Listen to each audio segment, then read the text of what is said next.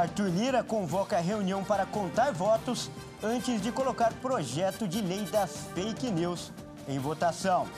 Lula e Alberto Fernandes se encontram hoje com expectativa de discussão sobre crédito para exportação. E você vai ver também.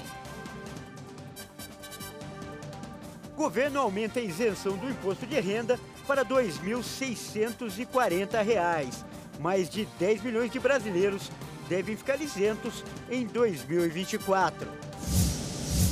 Cidade de São Paulo registra primeiro caso da variante Arcturus do coronavírus. Conjuntivite e febre alta estão entre os principais sintomas. Em meio aos combates, mais de 100 mil pessoas fogem do Sudão. Situação humanitária se agrava e ONU teme êxodo recorde para países vizinhos. E o presunto, tão popular no café da manhã do brasileiro, vai ter menos água e mais proteína. Novas regras para a produção já começaram a valer. Essas e outras notícias você confere a partir de agora. Olá, muito boa tarde, seja muito bem-vindo. Nós estamos ao vivo, são 13 horas e 4 minutos pelo horário de Brasília. Muito boa tarde, Dani. O feriado passou e nós continuamos aqui trabalhando. Pois é, e começamos aí mais uma semana, dessa vez mais curta, mas estamos aqui. Uma ótima tarde para você, Kleber, e é claro para você que nos assiste. Vamos juntos conferir o que é notícia no Brasil e no mundo nesta terça-feira. E a gente começa com notícias de Brasília. A votação do projeto de lei das fake news, prevista para acontecer hoje na Câmara dos Deputados, está sendo marcada pela incerteza. Isso porque o governo não tem garantia da aprovação da proposta e pode até pedir o adiamento. O presidente da Câmara, Arthur Lira, inclusive, esteve reunido nesta manhã para tratar desse e outros assuntos com o presidente Lula. Além disso, o Google e a Meta, que é a empresa responsável pelo Facebook, o Instagram e o WhatsApp, estariam adotando práticas abusivas nas plataformas para impedir a votação do PL. O presidente da Câmara, Arthur Lira, vai avaliar se manterá a votação do projeto de lei das fake news para esta terça-feira. Ele tem uma conversa agendada com os líderes partidários antes da sessão. Ainda não há consenso em relação ao texto. Lira vai consultar as lideranças para saber se há votos suficientes para aprovar o projeto antes de colocá-lo em plenário.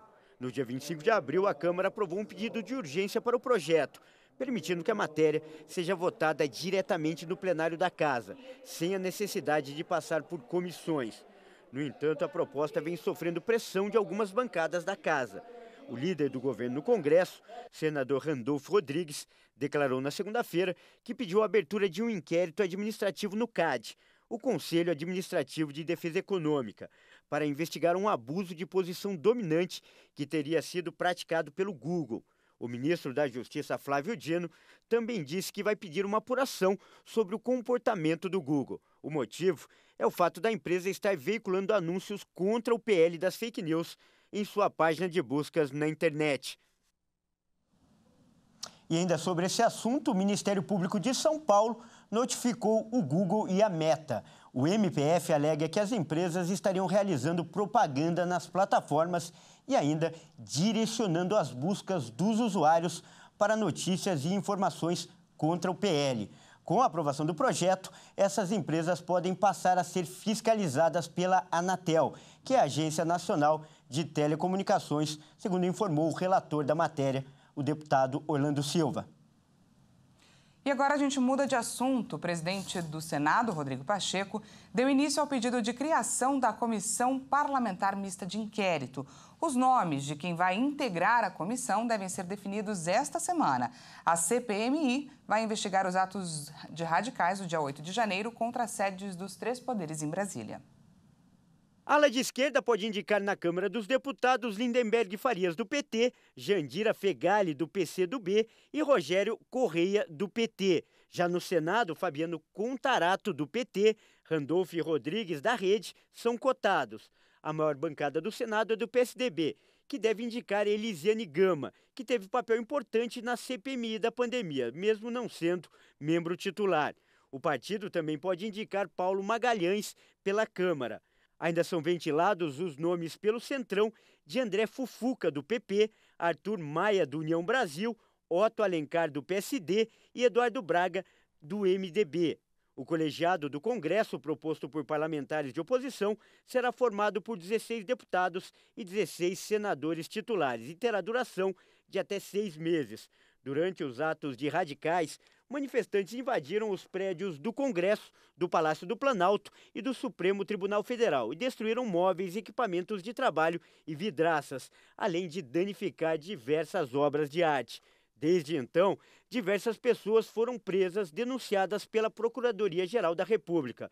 O pedido de criação do colegiado é de autoria do deputado bolsonarista André Fernandes, que é investigado no STF por suposto envolvimento nos ataques. Inicialmente, o governo Lula se manifestava publicamente contra a criação da CPI. Após a divulgação de imagens que mostraram o envolvimento do general Gonçalves Dias, que foi demitido do cargo de ministro do Gabinete de Segurança Institucional da Presidência, os governistas mudaram de posição. E o presidente Luiz Inácio Lula da Silva vai receber nesta terça-feira, no Palácio da Alvorada, em Brasília, o presidente da Argentina, Alberto Fernandes. O principal assunto do encontro deverá ser a criação de uma linha de crédito para facilitar as exportações entre os dois países. A reunião está agendada para as 17 horas no Palácio da Alvorada, em Brasília. Entre os temas que podem ser discutidos está o crédito para a exportação entre os países. O encontro entre os presidentes do Brasil, Luiz Inácio Lula da Silva, e da Argentina, Alberto Fernandes, tem como objetivo promover a integração financeira entre os dois países e a criação de medidas de financiamento do comércio bilateral. Um dos assuntos da pauta é um pedido para que o Brasil financie a exportação de insumos para a indústria argentina. Isso em meio à crise econômica no país vizinho. Os argentinos não têm dólares para comprar produtos básicos. A Argentina enfrenta alta na inflação, com o índice chegando a 104,3% em março, na comparação anual. Em comparação com fevereiro, os preços estavam 7,7% maiores.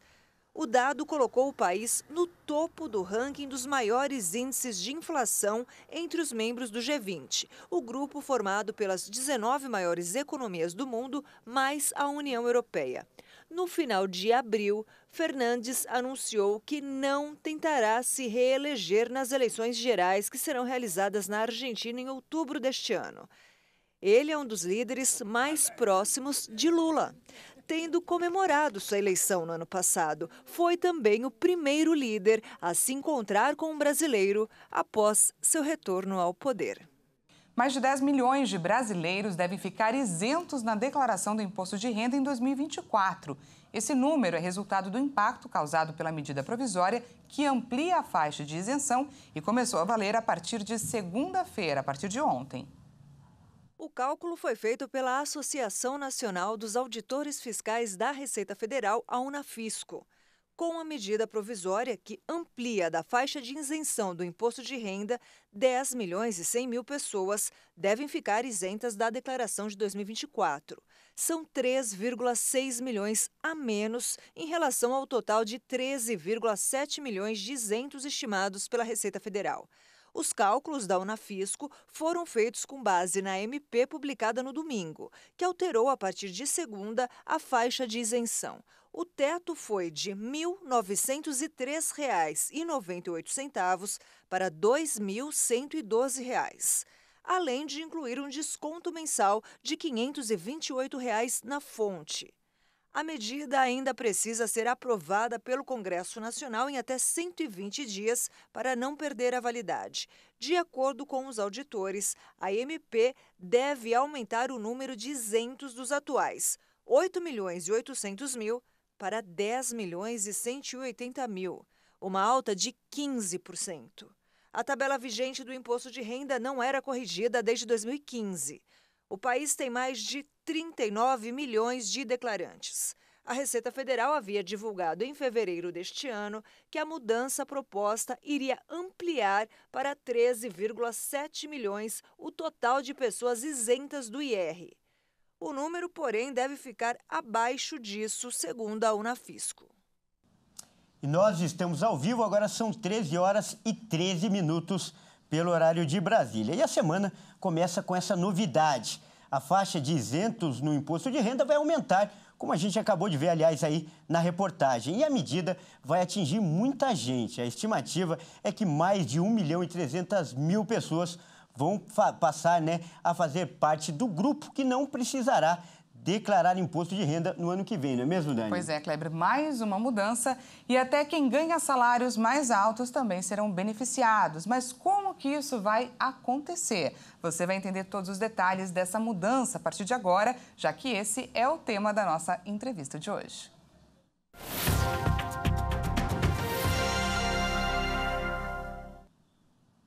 E olha só, para tirar todas as dúvidas da mudança na cobrança do imposto de renda, nós vamos começar a conversar agora com um especialista.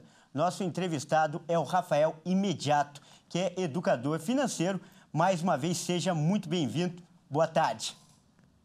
Boa tarde, Kleber. Boa tarde, Dani. Um prazer estar aqui novamente para compartilhar sobre esse assunto que está tanto em pauta no dia de hoje, né?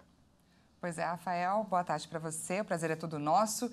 E vamos lá, qual é a estratégia do governo com essa medida? É importante lembrar que, de um lado, a faixa de isentos vai aumentar, mas do outro, para compensar a perda de arrecadação, a cobrança de impostos vai aumentar sobre a aplicação de brasileiros no exterior. Eu gostaria que você falasse sobre isso para a gente, Rafael. Claro, Dani.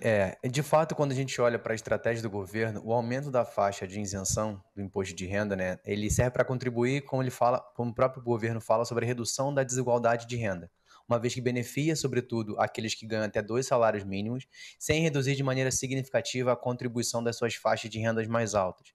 Só que, por outro lado, sempre vai existir a compensação.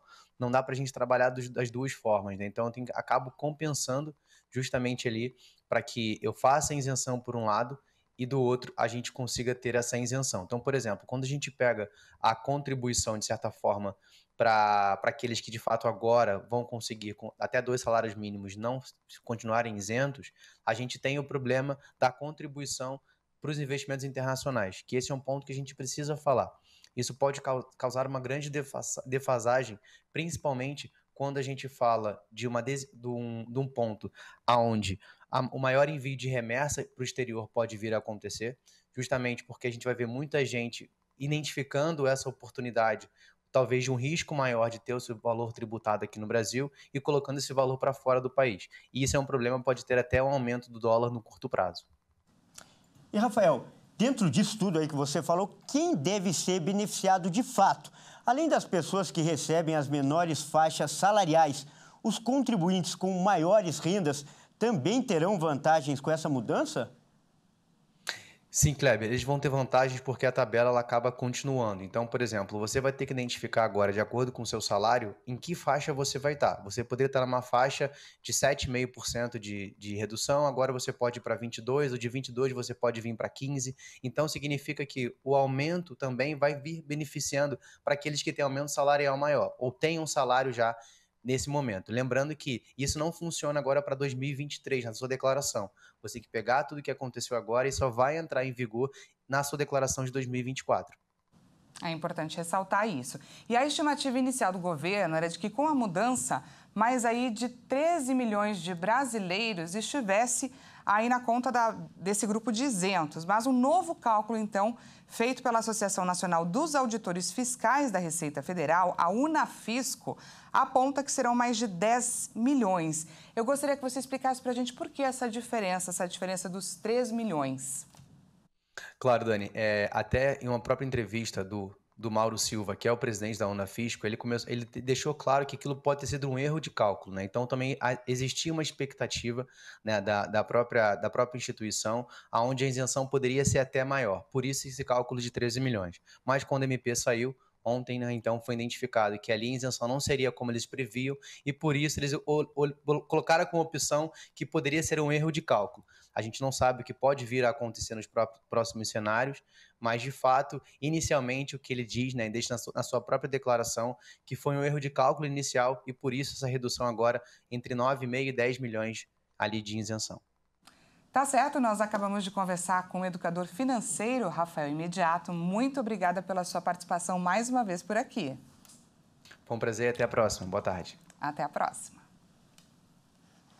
E veja a seguir, São Paulo confirma o primeiro caso da subvariante Arcturus do coronavírus. E começam a valer hoje as novas regras para a produção do presunto. O produto terá menos água e mais proteína. Já já a gente conta tudo isso, não perca!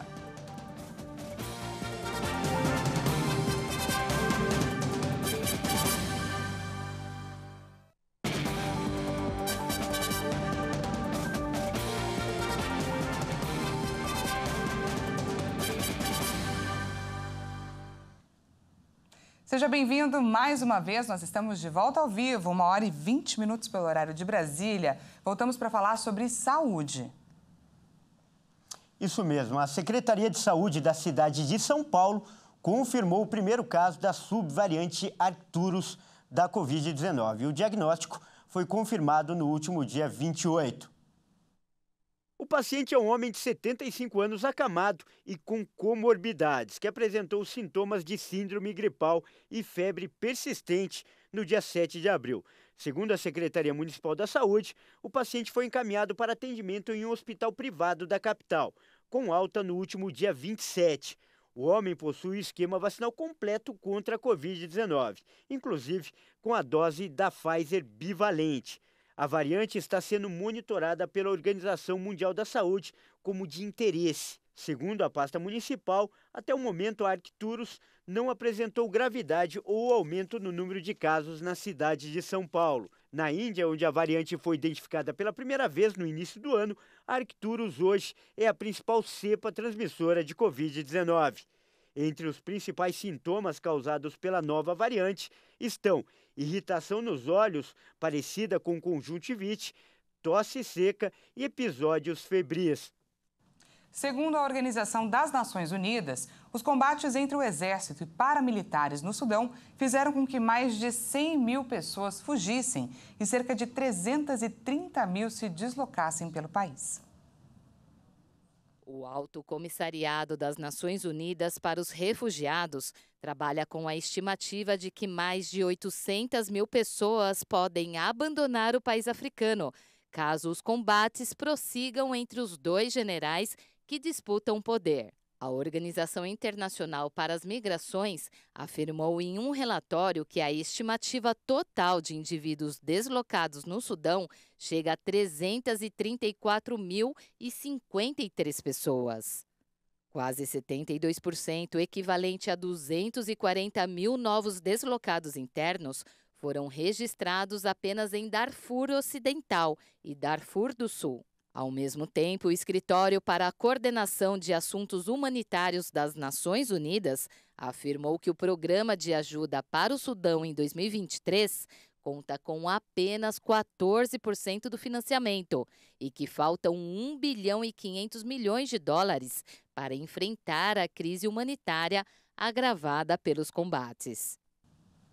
E o acordo que permite a exportação de grãos pelo Mar Negro, firmado entre a Rússia e a Ucrânia, está com os dias contados. A Rússia informou que poderá encerrar o tratado, alegando que a Ucrânia e países do Ocidente não estariam cumprindo os termos. O eventual encerramento do acordo traz preocupação para o cenário global de insegurança alimentar e deve elevar o preço do grão e cereais, pressionando a inflação de diversos países, incluindo o Brasil. De acordo com especialistas, o Brasil pode ser afetado se não houver a renovação, pois o preço da soja subirá, assim como o preço do trigo. Por outro lado, ganham os produtores de soja do país, uma vez que deve haver a busca da soja como substituição pelo girassol. Mas, do ponto de vista do consumidor, significa um encarecimento de alimentos que utilizam o trigo. Na lista de exigências, Moscou pede que o Russian Agricultural Bank, banco estatal regulamentado pelo Banco da Rússia, seja reintegrado ao sistema de comunicações financeiras, o SWIFT, e que sejam retomadas as permissões para o acesso a máquinas agrícolas, assim como autorizações para serviços de manutenção relacionados com o equipamento. Além disso, o país liderado por Vladimir Putin pede ainda o fim das restrições no acesso aos portos marítimos e o restabelecimento da conduta de amônio entre a cidade russa e a cidade da Ucrânia, que foi paralisado desde o ano passado, como também o fim do bloqueio das contas bancárias de empresas russas ligadas à produção e ao transporte de alimentos e fertilizantes. E agora nós vamos falar de um alimento que é uma preferência nacional, principalmente no café da manhã, e eu me encaixo nisso, afinal, eu amo presunto. Verdade. Quem não gosta, não é, Kleber? Quem não gosta? Misturadinho ali com queijo, um misto quente. Então, essa é uma das minhas combinações preferidas e de muita gente na história, não é? O glorioso misto quente. Sem dúvida nenhuma, é genial essa combinação. E agora esse alimento tão saboroso, como a Dani acabou de dizer, também vai ter uma receita diferente. É que a partir desta terça-feira começam a valer as novas regras para a produção do presunto, com menos água e mais proteína. Vamos conferir. A normativa publicada pelo Ministério da Agricultura no último dia 18 altera os padrões de qualidade e identidade para o presunto. O produto passa a ser classificado em 4 tipos: presunto cozido superior, presunto cozido tenro e presunto de ave. Além disso, foram detalhados os ingredientes que podem ser usados em cada tipo. De forma geral, o produto passará a ter mais proteína e menos água. Os estabelecimentos registrados no Ministério terão o prazo de 1 ano para se adequarem às mudanças. É a primeira atualização nas regras para o produto em mais de 20 anos. A portaria detalha todos os ingredientes que podem e devem ser usados na produção do presunto cozido, com as quantidades máximas. Ela também exige que tudo seja descrito no rótulo. Passa a valer o limite máximo de 25% de colágeno presente em relação à proteína total do presunto. Para o presunto de aves, essa porcentagem deve ser de, no máximo, 10%. Olha, e que é gostoso, todo mundo sabe, principalmente a Dani, que está aqui do meu lado e ama misto quente. Mas será que o presunto também é bom para a saúde, Dani? Pois é, será? Para buscar essa resposta, nós fomos ouvir um especialista no assunto. A gente conversou com um nutricionista que vai trazer agora essa resposta para a gente. Vamos ver. Segundo o Ministério da Agricultura, as novas regras para a produção de presunto entram em vigor agora em maio, mas as empresas fabricantes têm até 1 ano para se adequar à nova legislação. Dentre as novas regulamentações, nós temos de maior importância a determinação do valor máximo do ingrediente colágeno que é usado, uma vez que o colágeno é uma proteína de baixo valor nutricional, não agrega tanto nutriente ao produto, e os valores mínimos de proteína que o presunto deve oferecer giram em torno de 14% a 18%. Porém, o que nós precisamos lembrar é que o presunto não é e nem também já foi um alimento saudável. Dentre os ingredientes presentes no presunto, nós temos nitrito e nitrato, que são grandes causadores de câncer intestinal. Tá aí então, hein, Dani? Olha o alerta. Fica aí o alerta para você, como eu, que também gosta de um mistinho, um presuntinho. Tá certo, então, e depois dessa, é melhor a gente acabar essa edição para almoçar, né, Dani? Deu fome, não deu? Deu fome. Essa edição fica por aqui. Muito obrigada pela sua companhia. E não se esqueça que daqui a pouco, às 13h50, quando a Dani já estiver almoçando, eu estarei aqui com mais notícias para você. Até mais! Até mais!